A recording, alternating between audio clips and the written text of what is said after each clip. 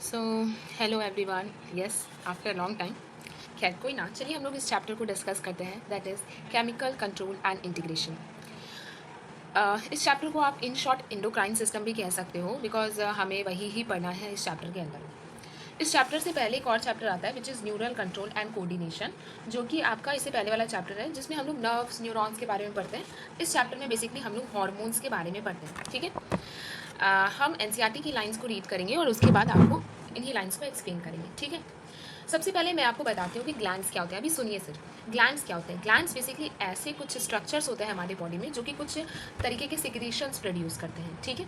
अब इसमें 3 तरीके के ग्लैंड्स होते हैं, exocrine gland, endocrine gland and heterocrine gland. ये सब आपने सुन रखा होगा। एक्सोक्राइन ग्लैंड्स में डक्ट्स प्रेजेंट होता है और एंडोक्राइन ग्लैंड में डक्ट एब्सेंट होता है। इसलिए मैं कहूँगी आप इस चैप्टर का नाम ना इंडोक्राइन ही रख दीजिए। वाई? बिकॉज बहुत ज़्यादा ये होता है, कन्फ्यूज़न होता है कि किस में डक्ट होता है, किस में डक्ट नहीं होता है। अगर आप इस चैप्टर का नाम ही इंडोक्राइन रख दोगे तो आपको ये चीज़ें समझने में सिंस आप बहुत आसानी होगी कि हाँ इंडोक्राइन में डक्ट्स नहीं होते, बिकॉज आप इस पूरे चैप्टर को पढ़ने वाले हो, तो इस तरीके से याद रहेगा।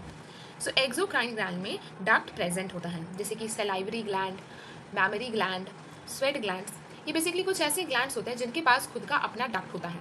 इंडोक्राइन ग्लैंड्स में डक्ट एब्सेंट होता है, यानी कि वो अपना सिक्रीशन डायरेक्टली आपके ब्लड में जा करके डालेगा। वैसे ग्लैंड्स अपना सिक्रीशन ब्लड स्ट्रीम्स में डालते हैं। क्या सिक्रीशन होता है इनका?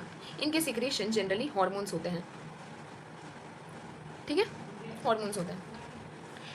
हेट्रोक्राइन ग्लैंड्स को हम लोग मिक्स्ड या फिर कंपोजिट ग्लैंड भी कहते हैं, जिसमें एक्सोक्राइन पोर्शन भी आता है और एंडोक्राइन पोर्शन भी आता है।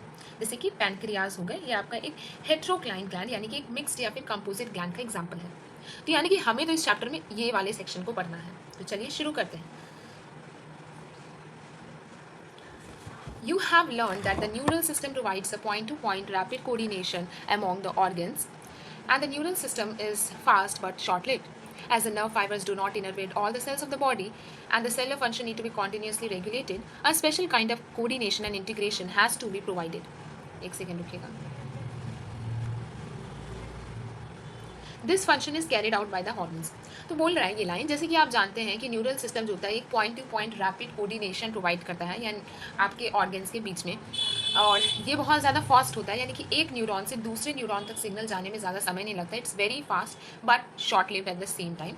सिंस आपके नर्व फाइबर्स आपके सारे बॉडी के सेल्स की जगह नहीं पहुंच सकते हैं, इसलिए एक तरीके का स्पेशल काइंड ऑफ कोऑर्डिनेशन और इंटीग्रेशन सिस्टम डेवलप किया गया है।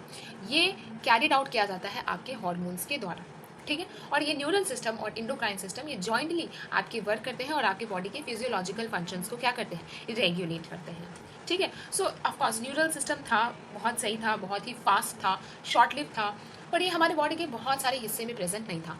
अब हमारे बॉडी में इंटरैक्शंस तो होना ही है एक ऑर्गन का दूसरा, जैसे कि हम आपसे बात कर पा रहे हैं कैसे, इस रिकॉर्डिंग और यूट्यूब के जरिए, वैसे ही ऑर्गन्स दूसरे ऑर्गन से कम्युनिकेट करना चाहता है, क्या कमी हुई क्या कमी नहीं हुई, उसके लिए आपको ये हार्मोन्स की, ये न्यूरॉन्स की ज़रूरत पड़ती है, ठीक है।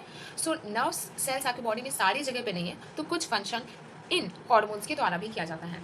चलिए हम इतना हार्मोन्स के बारे में बोल रहे हैं तो जान लेते हैं कि हार्मोन्स होता क्या है। Endocrine glands and hormones.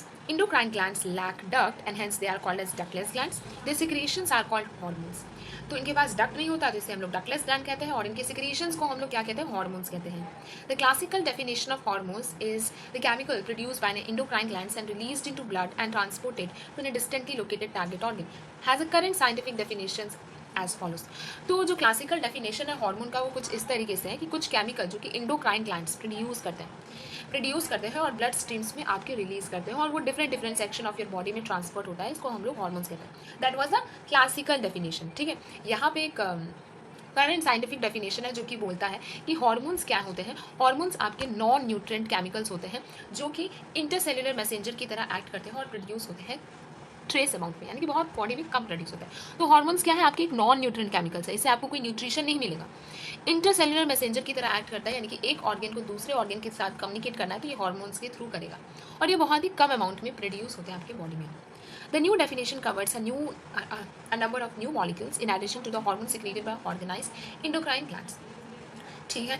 Invertebrates possess very simple endocrine systems with few hormones, whereas the large number of chemical acts as hormones and provide rapid coordination in vertebrates. तो बात करें जैसे कि हम लोग पढ़ते ही आ रहे हैं, इन्वर्टिब्रेट्स में ये सारी चीज़ें उतनी डेवलप नहीं होती और बहुत ही कम हॉर्मोन्स होते हैं इन कंपेरिजन टू वर्टिब्रेट्स, जिनमें इनकी संख्या थोड़ी ज़्यादा होती है. तो we are going to discuss about the human endocrine system in here. Next is about the human endocrine system. ये जो सेक्शन है यहाँ पे जितने भी इंडोक्राइन ग्लैंड्स हैं उनकी लोकेशन दे रखी है, जो कि अभी हम लोग डिस्कस करेंगे. Human endocrine system. The endocrine glands and hormones producing different tissues are located in different parts of our body constitute and endocrine system.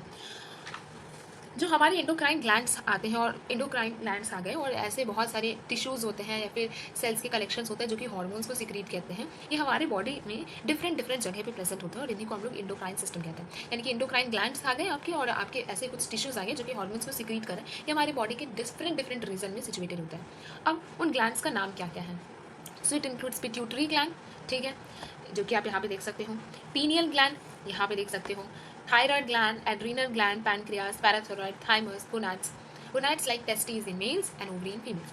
ये ऑर्गेनाइज्ड इंडोक्राइन बॉडीज़ हैं आपके बॉडी के अंदर. तो चलिए लोकेशन को अगर हम लोग देखें, बिकॉज क्वेश्चन आ सकते हैं. सो ये आपका ये जो है, ये ऊपर वाला, सबसे ऊपर वाला, अगर आप ब्रेन पर पढ़े होंगे तो आपको थोड़ा सा पता होगा. ये हो गया आपका हाइपोथैलेमस, ठीक है. उसके ठीक नीचे हो गया आपका पीनियल ग्लैंड. यहाँ पे हो गई आपकी पिट्यूटरी. लोकेशन पता होनी चाहिए कि कौन कहाँ पे है. ये हो गया आपका पीनियल ग्लैंड, ये हाइपोथैलेमस और आपकी पिट्यूटरी हो गई. अब यहाँ पे थायराइड और पैराथायरॉइड ग्लैंड्स आ गए, ठीक है. और इसके ठीक नीचे वाला हो गया आपका थाइमस. ये बीच में ट्रैकिया है वगैरह वगैरह. इनके सेपरेट डायग्राम्स हम लोग को देखने हैं, जो कि हम थोड़ी देर में देखेंगे. ये हो गया आपका पैनक्रियास. ये हो गया आपके, ये जो ऊपर जो दिख रहा है ना, ये एड्रीनल ग्लैंड्स हो गए किडनी के ऊपर. और ये हो गया आपका ovary. Ovary in case of female, और अगर मेल है तो उनमें क्या होगा, टेस्टिस होगा. नेक्स्ट, इसके अलावा ये सारे तो हमने आपको ग्लैंड्स के नाम बताए. इसके अलावा क्या होता है, हमारे बॉडी में कुछ ऐसे ऑर्गन्स होते हैं जो कि इन हार्मोन्स को सिक्रीट करने का काम करते हैं. So in addition to this some other organs like, जैसे कि जीआई ट्रैक्ट यानी कि गैस्ट्रो इंटेस्टाइनल ट्रैक्ट, आपकी लीवर, आपकी किडनी, आपकी हार्ट, ये भी कुछ तरीके के हार्मोन्स को प्रोड्यूस करते हैं. कौन कौन? Gastro intestinal tract, liver, kidney and your heart also produce hormones. कौन कौन? Gastro intestinal tract, your liver, kidney, heart, जिसको हम लोग एंड ऑफ द चैप्टर में पढ़ने वाले हैं. तो चलिए एक ब्रीफ अकाउंट दिया हुआ है हमारा स्ट्रक्चर, फंक्शन इन सारे मेजर एंडोक्राइन ग्लैंड्स का. तो चलिए हम लोग उनको पढ़ते हैं. सबसे पहले हम लोग पढ़ेंगे हाइपोथैलेमस, उसके बाद पढ़ेंगे पिट्यूटरी, उसके बाद पढ़ेंगे पीनियल, फिर थायराइड, फिर थाइमस, फिर हम लोग पढ़ेंगे एड्रीनल ग्लैंड्स के बारे में और कुछ ओवरी और इनके बारे में. पैनक्रियास वाला सेक्शन भी बीच में आएगा तो वो भी पढ़ना है. चलिए स्टार्ट करते हैं हाइपोथैलेमस के बारे में, मतलब हाइपोथैलेमस को पढ़ना. So as you know, hypothalamus is the basal part of the diencephalon. आपको पता है कि डाइनसेफेलॉन का एक बेसल पार्ट होता है. अगर आप मतलब जब हम ब्रेन का सेक्शन पढ़ेंगे तो उसमें आप देखोगे तो हाइपोथैलेमस जो होता है वो डाइनसेफेलॉन पार्ट का, मतलब डाइनसेफेलॉन का एक बेसल पार्ट होता है, यानी कि आपकी फोर ब्रेन का बेसल पार्ट बनाता है. So as you know, hypothalamus is the basal part of an diencephalon और your fourth brain, and its regulate a wide spectrum of the body function. It contains several groups of neurosecretory cells called nuclei which produces hormones. तो देखो, hypothalamus is like, जैसे कि एक school में principal होता है, बहुत इंपॉर्टेंट रोल होता है. सारी चीज़ें जो भी करवानी रहती है, मोस्ट ऑफ द थिंग ये हाइपोथैलेमस की मदद से ही होता है. हाइपोथैलेमस सिग्नल देता है कि हाँ, ये पर्टिकुलर हार्मोन को रिलीज़ कराना है कि नहीं कराना है. कराना है तो वो रिलीज़ कराने वाला हार्मोन सिक्रीट करेगा, जो कि फर्दर वो हार्मोन्स को सिक्रीट कराएगा. नहीं कराना है तो इनहिबिटरी वाला हार्मोन सिक्रीट करेगा, जो कि उस प्रोसेस को स्टॉप करेगा. ठीक है. तो ये आपके बॉडी के वाइड स्पेक्ट्रम को, मतलब बहुत सारे बॉडी फंक्शंस को आपके रेगुलेट करता है.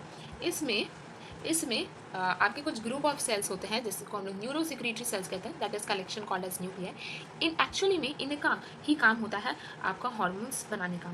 ठीक है, इनका काम होता है हार्मोन्स को बनाने का. These hormones regulates the synthesis and secretion of pituitary hormones. देखो, ये सारे हार्मोन्स क्या करेंगे, रेगुलेट करेंगे पिट्यूटरी हार्मोन्स के सिक्रीशंस को, उनके हार्मोन्स के सिंथेसिस को.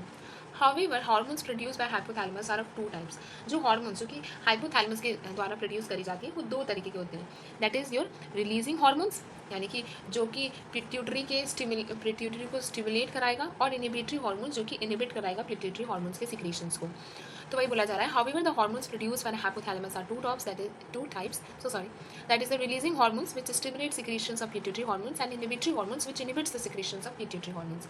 Example देखा गया है, एक हाइपोथैलेमिक का हार्मोन होता है, that is your GnRH, that is gonadotropin releasing hormone.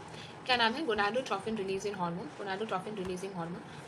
GnRH जो कि पिट्यूटरी को स्टिमुलेट करता है कि भाई तो रिलीज करो गोनाडोट्रोफिन्स को, ठीक है।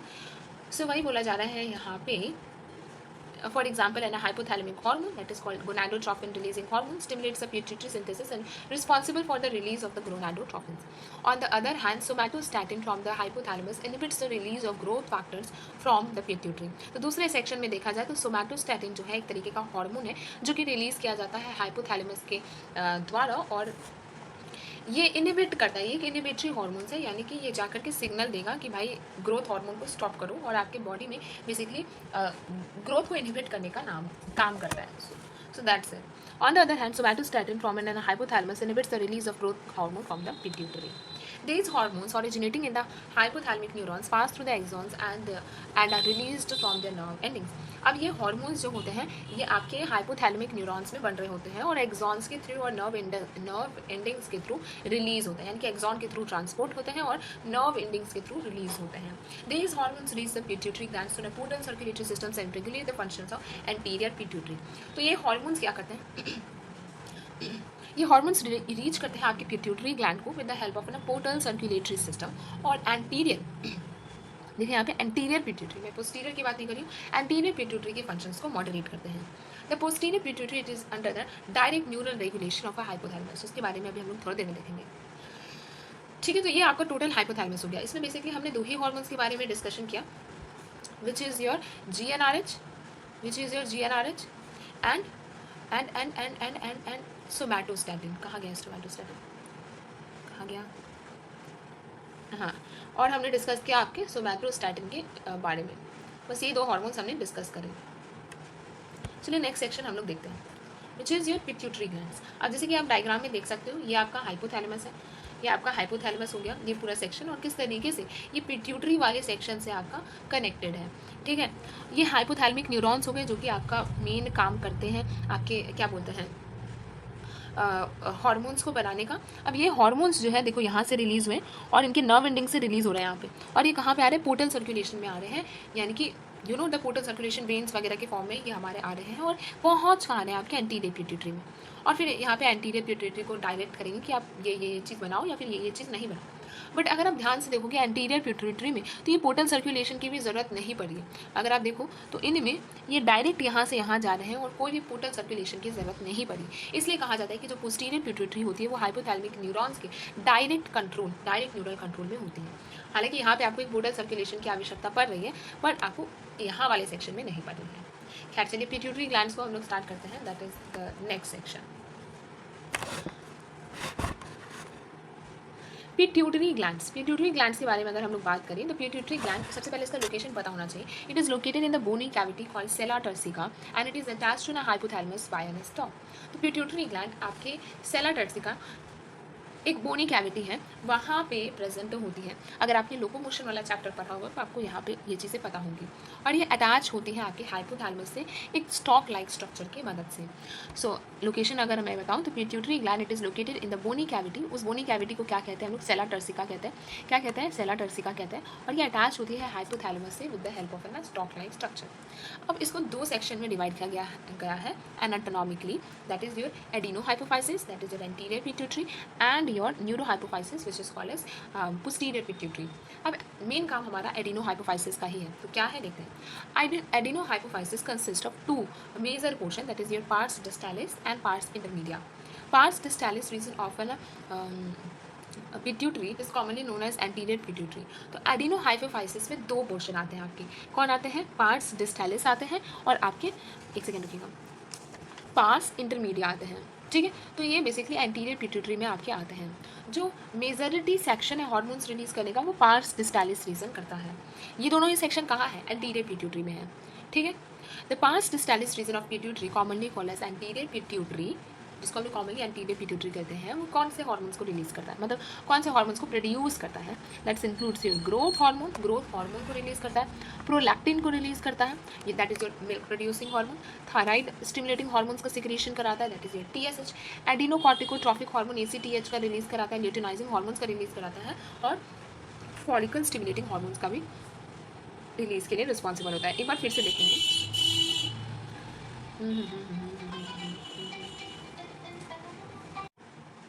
सॉरी, एक सेकेंड रुकिएगा, तो मुझे चेक करने दीजिए क्या सिस्टम है इनका।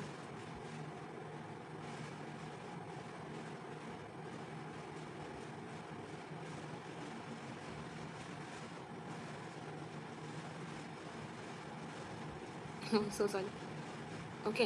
इसको क्या चाहिए, इसमें एक पेन आता था ना, वो नहीं शो हो रहा है, कोई दिक्कत नहीं है, हम ऐसे ही कंटिन्यू करते हैं। ओके कैश लीव इट, एक सेकेंड। ओके, सो हमने क्या देखा कि हमारा जो पार्स डिस्टालिस रीजन होता है पिट्यूटरी का, उसको हम लोग क्या कहते हैं, एंटीरियर पिट्यूटरी कहते हैं, जो कि प्रोड्यूस करता है ग्रोथ हार्मोन को।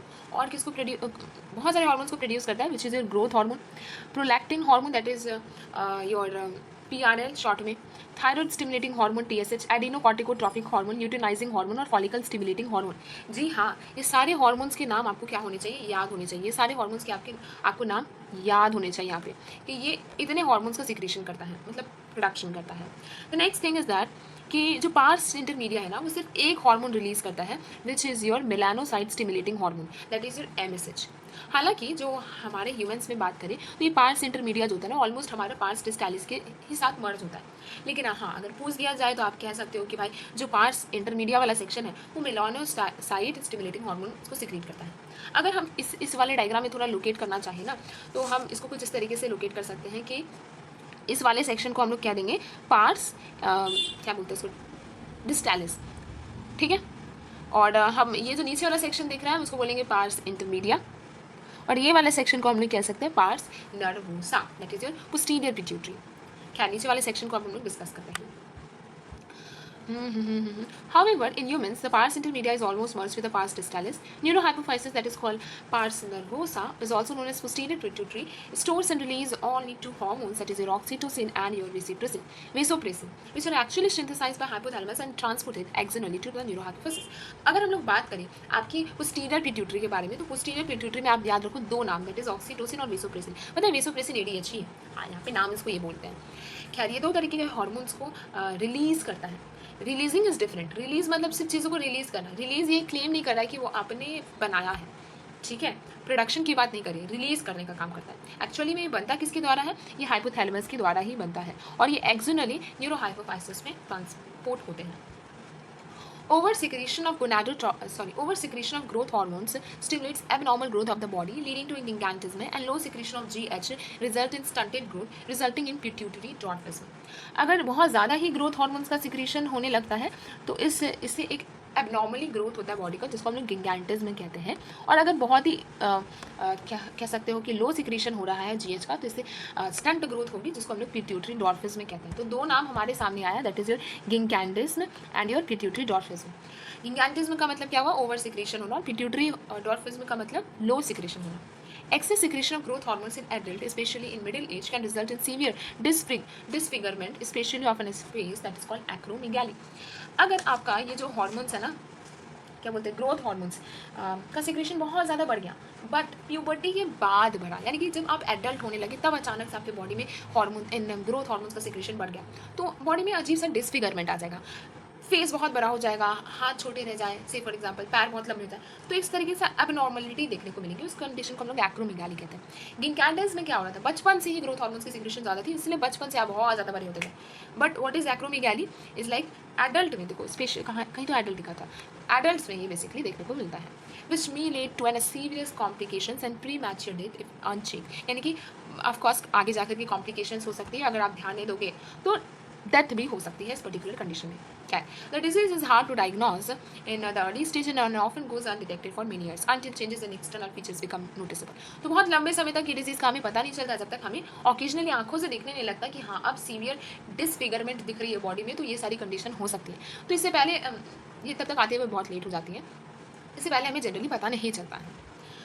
Prolactin regulates the growth of mammary glands and formation of milk in them. आपको पता होगा प्रोलैक्टिन हार्मोन्स क्या करते हैं, ये आपके मेमोरी ग्लैंड्स के, आपके मिल्क ग्लैंड्स का ग्रोथ कराते हैं और मिल्क का फॉर्मेशन कराने का काम इनका होता है, ठीक है। सो PF याद रख सकते हो आप इस तरीके से कि प्रोलैक्टिन हार्मोन का काम मिल्क का फॉर्मेशन करना होता है। Next, TSS, thyroid stimulating hormone, stimulates the synthesis and secretion of thyroid hormones from the thyroid gland. TSH का काम क्या होता है? ये आपके बॉडी में सिंथेसिस और सिक्रेशन कराते हैं थायराइड हार्मोन्स का फ्रॉम द थायराइड ग्लैंड. तो TSH का काम क्या होता है? आपके बॉडी में सिंथेसिस मतलब बनाना और सीक्रेट यानी कि रिलीज करने का काम जो है थायराइड हार्मोन्स का करते हैं. So TSH stimulates the synthesis and secretions of thyroid hormones. कहाँ से? From the thyroid gland. ACTH, adenocorticotropic hormone, stimulates the synthesis and secretion of steroid hormones like glucocorticoids from the adrenal cortex. तो ये चीज़ याद होनी चाहिए कि जो ACTH होता है, adenocorticotropic hormones जो होते हैं, ये synthesize और secrete करते हैं आपके steroid hormones को. It is basically responsible for the synthesis and secretion of steroid hormones. ठीक है. तो जैसे कि जिसका नाम है ग्लूकोकॉर्टिकॉइड्स. तो ऐसे तो हम लोग ACTH बहुत अच्छे से अभी एड्रिनल वाले सेक्शन में पढ़ेंगे, फिर भी आप याद रखिए ना कि कुछ स्टेरॉइड हार्मोन्स का सिक्रेशन कराते हैं विच नेम इज ग्लूकोकॉर्टिकॉइड्स. कहाँ से? एड्रिनल कॉर्टेक्स से. नेक्स्ट जो LH एंड FSH की बात करें, ये स्टिमुलेट करते हैं गोनाडल एक्टिविटी को और इसीलिए हम इसे क्या कहते हैं? गोनाडोट्रोफिन्स कहते हैं. सो LH और FSH का काम क्या है? ये आपकी गोनाडल एक्टिविटी, आपके जो भी टेस्टिस हो गया, ओवरी हो गया, पूरा का पूरा ये सेक्शन हो गया. तो ठीक है. मेल्स में क्या होता है? In males the LH stimulates the synthesis and secretion of hormones called as androgens. So mail में क्या होता है कि जो LH हार्मोन होते हैं ये उनके बॉडी में एंड्रोजेंस या एंड्रोजेंस के सिंथेसिस और सिक्रेशन के लिए रिस्पॉन्सिबल होते हैं. कहाँ से? टेस्टिन से. In male the FSH and androgens regulates spermatogenesis. और मेल के सेक्शन में देखा जाए तो FSH यानी कि फॉलिकल स्टिमुलेटिंग हार्मोन और एंड्रोजन मिल करके स्पर्मेटोजेनेसिस यानी कि स्पर्म के प्रोडक्शन के प्रोसेस को करते हैं. In females the LH induce ovulation of fully matured follicles called as Graafian follicles and maintains in corpus luteum form from the remnants of Graafian follicles. So female के case में जो LH होता है वो ovulation को induce कराता है. ठीक है. जो कि आपका फुली मैच्योर्ड फॉलिकल होगा उसमें ओव्यूलेशन कराएगा और इसके साथ ही साथ कॉर्पस ल्यूटियम को मेंटेन करने का भी काम करते हैं. After ovulation, FSH stimulates the growth and development of ovarian follicles in females. तो FSH क्या करता है? ovarian follicles का growth कराता है किसमें? females में. The next is MSH, that is your melanocyte stimulating hormone. act करते हैं melanocytes पे, that is melanin containing cells पे, और body में pigmentation को regulate करते हैं. हर एक हार्मोन्स के लिए छोटा छोटा 2 लाइन बोल दिया गया है. ऑक्सीटोसिन एक्ट करता है smooth muscles of our body में और स्टिमुलेट करता है आपके कॉन्ट्रैक्शन को. In females it stimulates a vigorous contraction of uterus at the time of a childbirth and milk ejection from the mammary gland. तो oxytocin एक तो smooth muscle के कॉन्ट्रैक्शन के लिए रिस्पॉन्सिबल होता है जो कि चाइल्ड बर्थ पे के टाइम आपको देखने को मिलेगा. साथ ही में ये मिल्क का इजेक्शन कराने में भी मदद करता है. वेसोप्रेसिन एक्ट करता है मेनली ऑन किडनी और स्टिमुलेट करता है आपका reabsorption of water and electrolytes from distal tubules and thereby reduce the loss of water from the urine, that is called diuresis, and hence it is also called as anti-diuretic hormones. तो vasopressin basically बोला जा रहा है act करता है आपके kidney पे और वहाँ से डिस्टल ट्यूब यानी कि DCT से वाटर का रीएब्जॉर्प्शन कराने में रिस्पॉन्सिबल होता है और डायूरेसिस की प्रक्रिया यानी कि excessive loss of body fluid from your body इसको भी प्रिवेंट करता है. इसलिए हम इसे एंटी डायूरेटिक हार्मोन भी कहते हैं. ठीक है. An impairment of the synthesis and release of an EDH result in diminish ability of kidney to conserve water leading to water loss and dehydration. तो जब आपका EDH सही से सिक्रेट नहीं हो रहा होता है तब क्या होता है कि आपका किडनी वाटर को कंजर्व नहीं कर पाता है जिसके कारण एक्सेसिव लॉस होता है आपका वाटर का और डिहाइड्रेशन जैसी दिक्कत आ जाती है. इसी को हम लोग डायबिटीज़ इंसिपिडिस इस बीमारी को कहते हैं. चलिए हम दोबारा से शॉर्टली ये जो छोटे छोटे हार्मोन्स आए उनको एक बार रिकॉल करते हैं और उसके बाद हम लोग नेक्स्ट वाले सेक्शन में एंटर करेंगे. चलिए ओवर सिक्रेशन से हम लोग डिस्कस कर लेते हैं.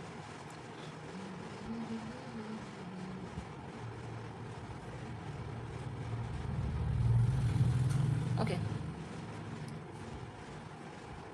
Over secretion of growth hormone से ग्रोथ हार्मोन से गिगांटिस में होती है और लो सिक्रेशन से क्या होता है आपका पिट्यूटरी डॉर्फिस में होता है.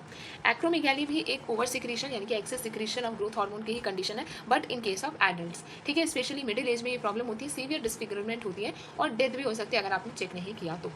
ठीक है. नेक्स्ट हमने पढ़ा था प्रोलैक्टिन के बारे में जो कि मिल्क का फॉर्मेशन करता है. TSH क्या करता है? थायराइड स्टिमुलेटिंग मतलब ये TSH क्या करता है? सिंथेसिस और सिक्रेशन कराता है थायराइड हार्मोन्स का from the thyroid glands. ACTH आपके रिलीज रिस्पॉन्सिबल होते हैं आपके कुछ स्टेरॉइड हार्मोन्स के रिलीज के लिए, जैसे कि glucocorticoids from the adrenal cortex. LH और FSH जो होता है वो आपकी गोनाडल एक्टिविटी को मेंटेन करता है, जैसे कि इसीलिए हम इसे गोनाडोट्रोफिन्स भी कहते हैं। मेल में LH जो होता है वो सिंथेसिस और सिक्रीशन कराता है आपके एंड्रोजेंस का। एंड्रोजेंस और FSH मिलकर के स्पर्मेटोजेनेसिस की प्रक्रिया में मदद करते हैं। वहीं फीमेल्स में LH रिस्पॉन्सिबल होता है ओव्यूलेशन के लिए और साथ ही कॉर्पस ल्यूटियम को मेंटेन करने के लिए। वहीं बात करते हैं FSH की, तो ये आपके ओवियन फॉलिकल्स की ग्रोथ को मेंटेन करता है। Melanocyte stimulating hormone that is MSH, ये बेसिकली पिगमेंटेशन यानी कि स्किन पिगमेंटेशन के लिए रिस्पॉन्सिबल होता है। ऑक्सीटोसिन स्मूथ मसल्स पे एक्ट करता है और उनके कॉन्ट्रैक्शन कराता है। बहुत अच्छा एग्जाम्पल है इसका चाइल्ड बर्थ। साथ में मिल्क इंजेक्शन का भी काम करता है। वहीं वेसोप्रेसिन, अभी हम लोग यहाँ से जो है ना पोस्टीरियर पिट्यूटरी की बात कर रहे हैं, ठीक है, ये वाले सेक्शन से पोस्टीरियर पिट्यूटरी की बात हो रही है, ठीक है। वेसोप्रेसिन जो होता है वो एक्ट करता है आपके इलेक्ट्रोलाइट्स एक्ट करता है आपकी किडनी पे और वाटर और इलेक्ट्रोलाइट्स का रीअब्जॉर्प्शन कराता है from the distal convoluted tubule, और इसलिए हम इसको एंटीडायबिटिक हार्मोन भी कहते हैं। इसकी डेफिशिएंसी होगी तो डायबिटीज इंसिपिडस की कंडीशन बन जाएगी। Now coming on to pineal glands and your thyroid gland in here. Okay, so pineal gland की अगर हम लोग बात करें तो चलिए पीनियल ग्लैंड देखते हैं पहले। पीनियल ग्लैंड की बात करें तो ये आपका लोकेटेड, इसकी लोकेशन इंपॉर्टेंट है, that is it is present in the dorsal side of your fore brain. ये आपके फोर ब्रेन के डॉर्सल साइड में प्रेजेंट होती है। कहाँ प्रेजेंट होती है? आपके फोर ब्रेन के डॉर्सल साइड में। और ये सिक्रीट करती है एक हार्मोन को जिसको हम लोग क्या कहते हैं? मेलाटोनिन कहते हैं। इसका बहुत इंपॉर्टेंट रोल है। ये आपकी बॉडी में 24 आवर रिदम को मेंटेन करती है, यानी कि कब सोना है कब जगना है इसके हाथ में होता है। ये बेसिकली नॉर्मल रिदम यानी कि स्लीप वेक साइकिल को मेंटेन करने में मदद करती है। बॉडी के टेम्परेचर को, लाइक आपकी टेम्परेचर बॉडी की कितनी होनी चाहिए उसमें मदद करती है। और इसके अलावा ये मेटाबॉलिज्म, पिगमेंटेशन, मेंस्ट्रुअल साइकिल और डिफेंस कैपेबिलिटी को भी आपकी अफेक्ट करती है। तो भले ही छोटी सी है बट कुछ मेजर काम भी ये करती है। तो कहाँ पे सबसे पहले प्रेजेंट होता है? रुकिए इसको थोड़ा इरेज करते हैं। तो कहाँ पे सबसे पहले आपका प्रेजेंस होता है? ये आपका प्रेजेंट होता है डॉर्सल साइड ऑफ फोरब्रेन में। कहाँ पे प्रेजेंट होता है? आपका dorsal side of the forebrain में। ये सिक्रीट करती है एक हार्मोन जिसको हम लोग क्या कहते हैं? मेलाटोनिन कहते हैं, ठीक है।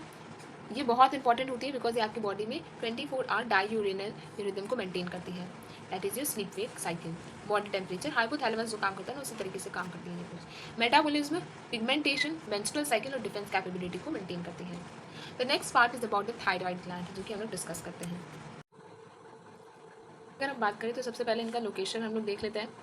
So this is the diagrammatic view of position of thyroid glands and your parathyroid glands, ठीक है। सो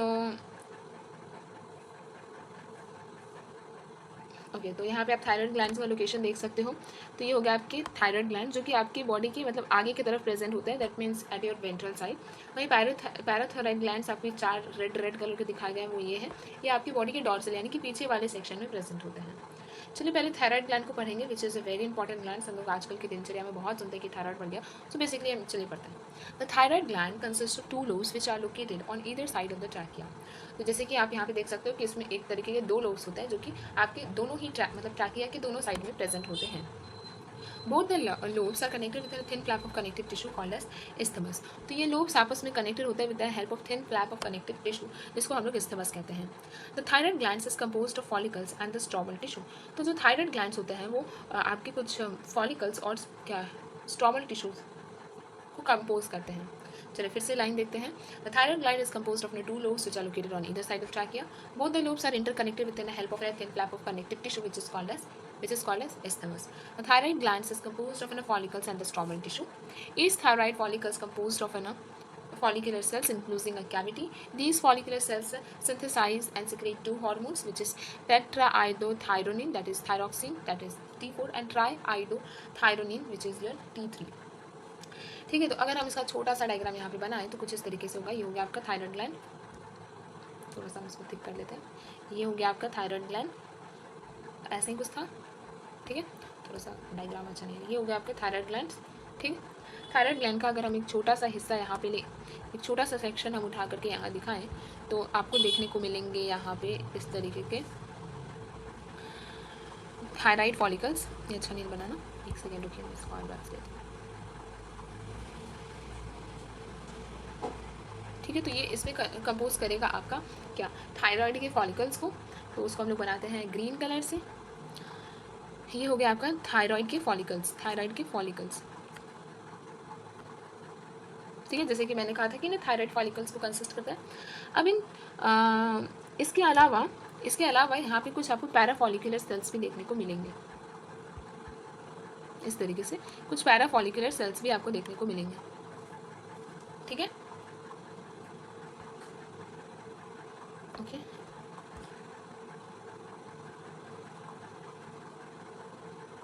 हर एक आपके थायराइड फॉलिकल्स के अंदर आपके फॉलिकुलर सेल्स होंगे जिसके अंदर एक कैविटी होगी। तो इसके अंदर आपके कुछ फॉलिकुलर सेल्स होंगे जो कि इनक्लोज कर रहे होंगे कैविटी को। यही आपके हार्मोन्स को बनाएंगे और ये जा करके आपके कहाँ स्टोर कर देंगे, ये स्टोर कर देंगे आपके जा करके इनकी कैविटी में, ठीक है। तो अगर हम इसको थोड़ा सा लिख दें तो ये हो गया आपके पैराफॉलिकुलर सेल्स,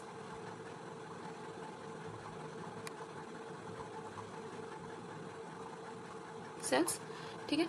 ये हो गया आपके थायराइड फॉलिकल्स, किससे लिखूं, ये हो गया आपके थायराइड फॉलिकल्स, एक सेकेंड, ये हो गया आपके थायराइड फॉलिकल्स,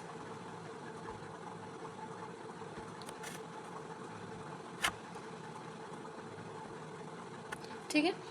और यहाँ पे आपके थायराइड हार्मोन्स आपको देखने को मिलेंगे which is T3 and T4। आपको पता है ये आपके लार्जेस्ट इंडोक्राइन ग्लैंड है और ये इकलौता एक ग्लैंड है जो कि अपने हार्मोन्स को स्टोर भी करता है। सो ये बेसिक डायग्राम हो गया थायराइड के रिगार्डिंग। तो चलिए हम रीड करते हैं, बस यही चीज़ें आपकी यहाँ पे लिखी हुई हैं। तो थायराइड ग्लैंड कंपोज करता है दो लोब्स को जो कि आपके ट्रैकिया के दोनों साइड प्रेजेंट होता है, इंटरकनेक्टेड होता है thin flap of connective tissue से, जिसको हम लोग क्या कहते हैं, इस्थिमस कहते हैं। तो थायराइड ग्लैंड जो होता है वो कंपोज करता है थायराइड फॉलिकल्स को और स्ट्रोमल टिश्यू को, ठीक है। हर थायराइड फॉलिकल्स में आपके कुछ फॉलिकुलर सेल्स होते हैं जिसके अंदर एक कैविटी होती है, जैसे कि मैंने यहाँ पे दिखाया आपको। और यही फॉलिकुलर सेल्स जो होता है वो सिंथेसाइज करते हैं दो हार्मोन्स को विच is your T3 and T4। Iodine बहुत ही एसेंशियल होता है for the normal rate of iodine is essential for the normal rate of hormone synthesis in the thyroid. यानी कि आयोडीन बहुत एसेंशियल होता है यहाँ पे इन हार्मोन्स की नॉर्मल सिंथेसिस सिक्रीशन के लिए। अगर आपको आयोडीन की डेफिशिएंसी होती है तो आपको एक बीमारी हो जाती है जिसको हम लोग क्या कहते हैं, हाइपरथायरॉयडिज्म कहते हैं। क्या कहते हैं, हाइपरथायरॉयडिज्म कहते हैं, ठीक है। When you have a deficiency of किसकी, आयोडीन की, कहाँ, आपके खुद के डाइट में, तो उसको हम लोग क्या कहते हैं, हाइपोथायरॉयडिज्म कहते हैं। An enlargement of thyroid gland that is called as an goitre. अब इस केस में आपका होगा कि आयोडीन आपने दी नहीं तो इसको इस कंडीशन में आपको हाइपोथायरॉयडिज्म हो गया और आयोडीन की ज़रूरतों को पूरा करने के लिए थायराइड ग्लैंड बड़ा हो जाता है, जिस कंडीशन को हम लोग गोटायर कहने लगते हैं। अगर हाइपोथायरॉयडिज्म आपको प्रेगनेंसी के दौरान हो रही है तो इससे फीटस में बहुत ज़्यादा प्रभाव देखने को मिल सकता है। तो क्या अगर हम रीड करें तो iodine is essential for the normal rate of an hormone synthesis in thyroid. Deficiency of iodine in our diet results in hypothyroidism and enlargement of the thyroid gland, commonly called as gutire. Hypothyroidism during pregnancy can cause a defective development होगी and maturation of growing baby leading to stunt growth that is called as creativeness. Mental retardness भी होगा, दिमाग से वो उतना मजबूत नहीं हो पाएगा। IQ यानी कि इंटेलिजेंट क्वेश्चन भी उसकी क्या होगी, लो रहेगी।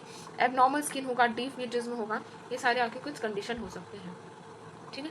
अगर एक एडल्ट वुमेन में हाइपोथायरॉयडिज्म हो गए इसके कारण उनकी मेंस्ट्रुअल साइकिल भी इरेगुलर हो सकती है, ठीक है। तो समझ में आ गया कि अगर हम यहाँ पे देखें तो हाइपोथायरॉयडिज्म अगर प्रेगनेंसी के दौरान हो रही है तो इससे आपका क्या होगा, डिफेक्टिव डेवलपमेंट होगा। इससे क्या होगा, आपका डिफेक्टिव डेवलपमेंट होगा। इससे क्या होगा, आपका डिफेक्टिव डेवलपमेंट होगा। मैच्योरेशन ऑफ ग्रोइंग बेबी मतलब leading to an stunted growth, यानी कि इसमें भी आपका क्या बोलते हैं इसको, प्रॉब्लम आएगी, दिक्कतें आएगी। मेंटल रिटार्डनेस होगा यानी कि दिमाग से वो इतना मजबूत नहीं, इंटेलिजेंट क्वेश्चन होगा, अजीब सी उसकी स्किन होगी, डीप म्यूटिज्म, इस तरीके की कंडीशंस देखने को मिलेगी। यही चीज़ एक एडल्ट वुमेन को हो जाए तो मेंस्ट्रुअल साइकिल उसकी इरेगुलर सी हो जाती है। अच्छा नहीं लग रहा, इसको अच्छे से हाईलाइट करते हैं।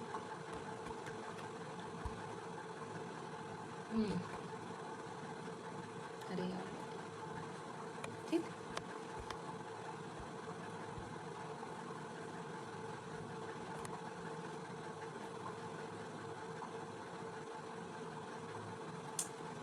कहाँ चला गया,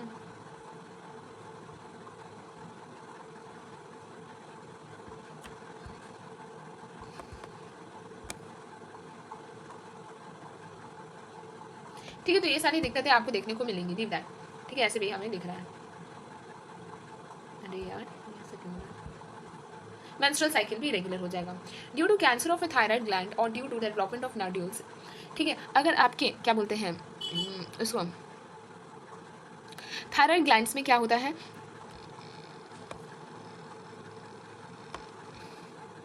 due to cancer of the thyroid gland or due to the development of nodules of the thyroid glands, the rate of synthesis and secretion of the thyroid hormones is increased to abnormally high levels, leading to a condition called as a hyperthyroidism, which adversely affect the body physiology. अब आपको पता ही होगा कि thyroid gland में आपका abnormally growth होने लगता है कुछ पर्टिकुलर सेल्स का आपके बॉडी में इस तरीके से, तो एक ट्यूमर का फॉर्मेशन होता है, जिसके कारण इस केस में यहाँ पे क्या होगा ना कि जो थायराइड ग्लैंड से थायराइड हार्मोन्स है उनका सिक्रेशन और भी ज़्यादा बढ़ जाएगा. अब उनके सिक्रेशन हार्मोन्स बढ़ जाने के कारण क्या होगा, आपका हाइपरथायराइडिज्म की कंडीशन हो जाएगी. बोलते हैं ना कोई भी चीज़ कम हो तब भी उतना सही नहीं होता है और ज़्यादा हो तब भी अच्छा नहीं होता है. एक मिनिमम क्वांटिटी बहुत इंपॉर्टेंट रोल प्ले करती है. तो वही चीज़ यहाँ पे भी है. अगर आपके थायराइड ग्लैंड्स में कैंसर हो गया या फिर आपका थायराइड ग्लैंड में कुछ नॉड्यूल्स जो हो गए वो डेवलप हो गए, इसके कारण सिंथेसिस जो होगा थायराइड हार्मोन्स का वो बहुत ज़्यादा बढ़ जाएगा, जिसके कारण एक कंडीशन होगी जिसको हम लोग क्या कहते हैं, हाइपोथायराइडिज्म कहते हैं, जो कि आपकी बॉडी फिजियोलॉजी को एडवर्सली क्या करेगा, इफेक्ट करेगा. That will affect your body physiology. Now next आपका एक्सोथैलेमिक ग्लूटाइड क्या होता है. ये भी एक तरीके का हाइपोथायराइडिज्म है जिसमें आपका इलार्जमेंट होता है आपका किसका, थायराइड ग्लैंड्स का. तो इसमें भी आपका एक हाइपोथायराइडिज्म है और इसमें भी आपकी थायराइड ग्लैंड्स का इलार्जमेंट होता है. अब इसमें आपको क्या क्या वो दिखेंगे कि आपके आई बॉल्स प्रोड्यूस हो रहे हैं, ठीक है, मतलब बड़े बड़े आई बॉल्स देखने को मिलेंगे, आपका BMR जो है बढ़ा हुआ रहेगा, वेट लॉस देखने को मिलेगा. और इसी कंडीशंस को हम लोग क्या कहते हैं, ग्रेव्स डिजीज़ कहते हैं. इसी कंडीशन को क्या कहते हैं बच्चा, हम लोग ग्रेव्स डिजीज़ कहते हैं. ठीक है, तो क्या क्या देखने को मिला कि इन केस ऑफ एक्सोप्थैलेमिक गॉटायर एक तरीके का क्या है, ये हाइपोथायराइडिज्म है. ठीक है, जिसमें लार्जमेंट हो रहा है थायराइड ग्लैंड का. ठीक है, क्या क्या देखने को मिलेगा, आई बॉल्स प्रोट्रूड करेंगे, आपकी बड़ी बड़ी आंखें जो है ना लगेंगी. ठीक है, BMR जो है आपका बॉडी का बहुत ज़्यादा बढ़ा रहेगा, बेसल मेटाबॉलिक रेट. अब BMR बढ़ा हुआ है, आपका बॉडी का मेटाबॉलिज्म बढ़ा हुआ है, सारी चीज़ें जो आप खा रहे हो वो बहुत ज़्यादा ही जल्दी आपकी बॉडी में एब्जॉर्ब हो रही है, जिसके कारण एक वेट लॉस की कंडीशन भी देखने को मिलती है. और ये सभी चीज़ें ग्रेव्स डिजीज़ के अंदर आती हैं. तो अगर मैं बात कहूँ तो ये याद रहना चाहिए कि जो हाइपोथायराइडिज्म है, ठीक है, उससे हमारा गोटायर हो रहा है. ठीक है, हाइपरथायराइडिज्म में हमने देखा आपका एक ट्यूमर वाला केस और दूसरा हमने ग्रेव्स डिजीज़ देखा. अब हम लोग देखते हैं नीचे क्या बोला जा रहा है. ठीक है, so the thyroid hormones plays a very important role in the regulation of BMR. जैसे कि अभी हमने कहा कि बहुत इंपॉर्टेंट रोल प्ले करता है BMR को रेगुलेट करने में. These hormones also supports the process of RBC यानी कि red blood cell formation. Thyroid hormones आपके बॉडी में RBC प्रोडक्शन को भी क्या करते हैं, सपोर्ट करते हैं. ठीक है, और ये बेसिकली आपके बॉडी में कार्बोहाइड्रेट्स, प्रोटीन्स और फैट के मेटाबॉलिज्म को भी क्या करते हैं, कंट्रोल करते हैं. वाटर और इलेक्ट्रोलाइट बैलेंस भी मेंटेन करते हैं आपके बॉडी में. और एक तरीके का प्रोटीन हार्मोन्स को भी सिक्रीट करता है विच इज TCT, जो कि आपके बॉडी में ब्लड कैल्शियम लेवल्स को मेंटेन करता है, जो कि आपके बॉडी में ब्लड के कैल्शियम के लेवल को मेंटेन करता है, which is a very also important part. ठीक है, तो अगर हम इन शॉर्ट में बात करें तो क्या क्या हो रहा है कि आपका एक्सोप्थैलेमिक गॉटायर, हाइपोथायराइडिज्म हमने देख लिया, एक्सोप्थैलेमिक गॉटायर में हमने ग्रेव्स डिजीज़ देख लिया. इस ग्रेव्स डिजीज़ में क्या क्या दिक्कतें आ रही थी, इस ग्रेव्स डिजीज़ में आपकी आई बॉल्स प्रोट्रूड हो रही थी, BMR बढ़ जा रहा था और वेट लॉस की कंडीशन हो रही थी. इसके अलावा हमें पता चला कि जो आपके थायराइड क्या बोलते हैं, थायराइड हार्मोन्स होते हैं, ये आपके बॉडी में रेड ब्लड सेल के प्रोडक्शन को, फॉर्मेशन को भी कंट्रोल करते हैं. कार्बोहाइड्रेट्स, फैट्स और प्रोटीन्स के मेटाबॉलिज्म को भी कंट्रोल करते हैं. वाटर और इलेक्ट्रोलाइट बैलेंस को भी कंट्रोल करते हैं और एक तरीके का प्रोटीन हार्मोन्स को सिक्रेट करता है which is called as TCT, that is called as thyrocalcitonin. और ये बात भी याद रखिए कि जो एक्सोप्थैलेमिक गॉटायर है एक ऑटोइम्यून डिसऑर्डर्स है. खैर चलिए हम लोग पैराथायराइड हार्मोन्स के बारे में डिस्कस करते हैं और उसके बाद हम लोग डिस्कस करेंगे थाइमस तक डिस्कस करेंगे. उसके बाद जो एड्रीनल ग्लैंड और कुछ जो रिमेनिंग सेक्शन है वो नेक्स्ट वीडियो में हम लोग डिस्कस करेंगे. So let's talk about an thyroid gland. In humans, 4 parathyroid glands are present on the back side of your thyroid glands, one pair each in 2 lobes of the thyroid glands. अब ये भी हमने देखा था कि कैसे 4 swellings थे आपके, अगर आपको याद होगा कुछ इस तरीके का था, और यहाँ पे हमने 4 swellings दिखाई थे, एक यहाँ और एक यहाँ. ठीक है, इस तरीके से 4 swellings हमने दिखाए थे. तो वही चीज़ बोला जा रहा है कि आपके बैक साइड में प्रेजेंट होता है, 2 लोब्स होते हैं और हर एक में 2 पेयर्स आपके प्रेजेंट होते हैं. ठीक है, सो in humans 4 parathyroid glands are present on the back side of your thyroid gland. One pair it is present in the 2 मतलब lobes of the thyroid gland. तो parathyroid gland secretes an peptide hormone that is called parathyroid hormones and ये आपके body में calcium levels को maintain या फिर regulate करता है। किस तरीके से करता है हम अभी बता रहे हैं। सो इतना याद रखिए, the secretion of PTH is regulated by circulating levels of the calcium ions. Parathyroid hormones increases the calcium levels in our blood. ये आपके ब्लड में कैल्शियम लेवल्स को बढ़ाने का काम करता है। PTH acts on the bones and stimulates the process of bone reabsorption, जिसको हम लोग डीमिनरलाइजेशन कहते हैं। इसके अलावा PTH also stimulates the reabsorption of calciums by renal tubules and increase calcium absorption from the digestive fluids. It is thus clear that it is called as a hypercalciemic hormone, that is, it increases the blood calcium levels along with the TCT, that is the thyroid calcitonin hormone. And, it plays a significant role in calcium balance in the body. तो PTH का काम क्या होता है? PTH का काम क्या होता है? आपके बॉडी में थायराइड हार्मोन्स का सिक्रीशंस को कैल्शियम आपके बॉडी में देखो पीडीएच क्या करता है? पीडीएच जैसे कि यहाँ पे आप देख सकते हो, it increase the calcium levels in the blood. यानी कि ये आपका ब्लड है, मान लीजिए ये ब्लड है, थोड़ा बड़ा बनाता है,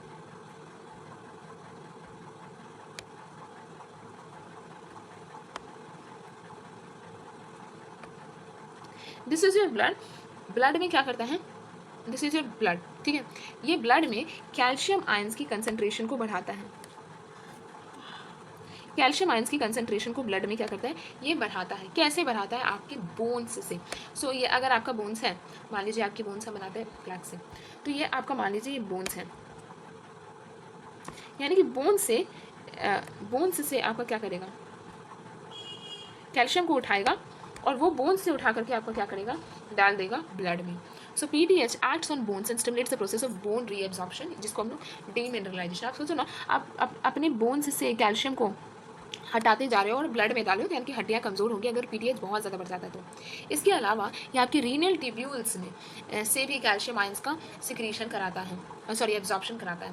so PTH also responsible for the reabsorption of calcium ions by renal tubules and increase the calcium absorption from the digestive tubes. यानी कि आपका रीनल ट्यूब्यूल से भी आपका कैल्शियम आयंस का एब्जॉर्प्शन कराएगा और साथ ही में आपका डाइजेस्टेड फूड से भी, जिससे कारण आपका ब्लड में कैल्शियम लेवल्स बहुत हद तक बढ़ जाएगा।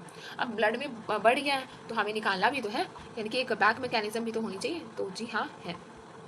बोन्स से कैल्शियम निकाल करके ब्लड से कैल्शियम निकाल करके आपके बोन्स में लाने का काम कौन करता है? पीसीटी। और इस तरीके से ये टीसीटी और पीसीटी आपस में वर्क करते हैं और बॉडी में कैल्शियम लेवल का मेंटेन करते हैं, कैल्शियम लेवल को मेंटेन करके यहाँ पे रखते हैं, ठीक है।